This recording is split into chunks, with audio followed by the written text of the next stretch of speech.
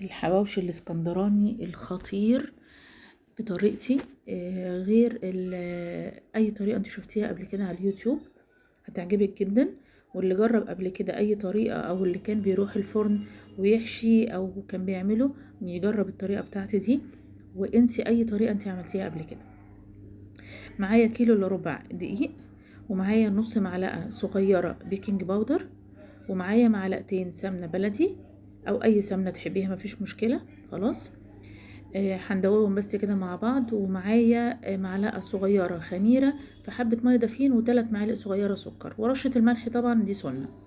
هدوبهم وهستنى شوية الخميرة لما تتفاعل مع المية، وبعد كده هنزلهم على كيلو الا ربع الدقيق. خلاص، وهخلط شوية كده، وهتحتاج مني شوية مية تانيين زي ما انتوا شايفين. انا بنزل المية شوية شوية علشان الدنيا ما تبص معايا. خلاص، وبعد كده هفضل اعجن فيها لحد ما العجينة تتلم معايا والبولة تبقى نظيفة خالص. تمام، وبعد كده هتبقى العجينة جاهزة بالنسبة لي وهسيبها تخمر. تمام، انا دلوقتي هشتغل بايدي، وهي العجينة زي ما انتوا شايفين اتلمت معايا وبقت البولة نظيفة وزي الفل، وهي العجينة طرية جدا بسبب طبعا السمنة اللي احنا حاطينها. هغطيها واسيبها تخمر في مكان دافي. ودلوقتي معايا طاسة سخنة فيها معلقتين زيت، وبقطع بصلتين كبار، بقطعهم مش بحطهم نيين. وهقول لكم ليه. انا بديها تشويحه كده بس لحد ما البصلايه تصفر. خلاص، البصل بس اللي بعمل فيه كده، بقيه الخضار بنزله ني. ليه بقى؟ اللي بيعمل حواوشي او اللي بيعمل عيش باللحمه اسكندراني عارف كويس قوي ان العيش لما بيبات الطعم البصل بيبقى فيه طعم كده مش حلو، مش مستحب ابدا. وحتى لو سبتيه مثلا ساعتين 3 برضو بيبقى فيه الطعم ده، لكن لو شوحتيها كده في حبة زيت الطعم ده مش هتلاقيه نهائي نهائي. انا في حتة بصلاية كده بس نسيت اخرطها فقلت اخرطها. دي معايا نص كيلو لحمة مفرومة. تمام، هنزل عليها دلوقتي البصل بعد ما يبرد خالص، هسيبه لما يبرد خالص. اهي زي ما انت شايفة البصلاية بقت شفافة. بعد كده هنزله على اللحمة. تمام، وهنزل الطماطم، عندي برضو طماطمتين كبار متقطعين صغير. خلاص، عايزه تعمليه حامي ممكن تحطي فلفل، عايزه تحطي فلفل الوان زي ما انت عايزه، بس انا بكتفي بكده. وملح وفلفل، معلقه فلفل اسود صغيره، والملح حسب الرغبه. تمام، انا قلبتهم كويس قوي مع بعض.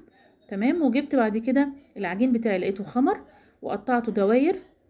وهقولك ليه برضو قطعته دواير. هقولك كذا كذا تريكه في الحته دي. انا بعمله الاول بايدي، بفرده دايره بايدي، وبعد كده بعمله بالنشابه.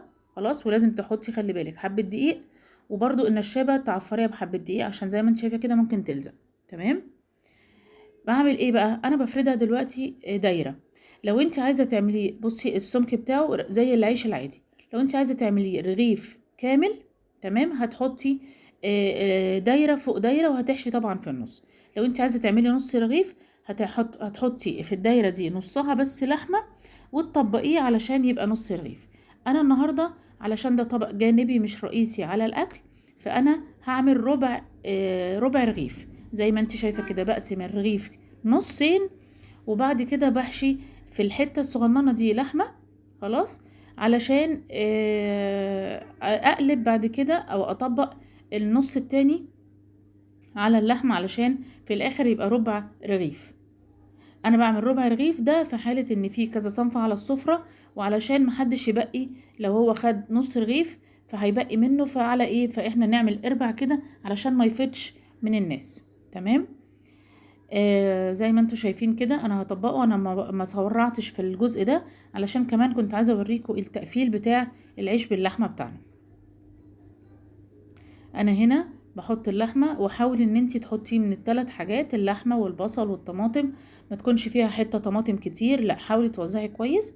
خلاص، وبقفله كده. وهتشوفوا دلوقتي التقفيله بتاعه العيش باللحمه هي سهله، ما فيهاش اي حاجه، بس محتاجه ان انتي ايه، تعودي ايدك عليها. ما عرفتيش تعمليها ممكن بشوكه وتدوسي على حروف العجين بتاعك وتقفليه كويس وخلاص. بصوا زي ما انتوا شايفين كده اهو، بعمل كده ايه من تحت لفوق. خلاص، وباخد الطبقتين معايا علشان ولو في حشو طلع بره لازم ادخله علشان اعرف اقفل كويس. وزي ما انتوا شايفين اهو التقفيل زي الفل. خلاص، انا بحط طبعا في صاج مش مدهون اي حاجه، مش محتاجين اي يعني ماده دهنيه ولا حاجه. في اي عيش برضو انا بعمل كده اهو زي ما انتي شايفه التقفيل. وزي ما بقولك ما عرفتيش تعملي بشوكه تدوسي على الاحرف بتاعه العجين وهيطلع معاكي زي الفل، ما تقلقيش. خلاص.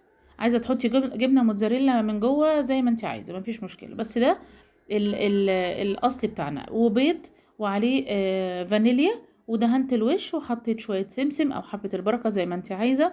خلاص. وادي كده العيش بتاعنا جهز. تمام.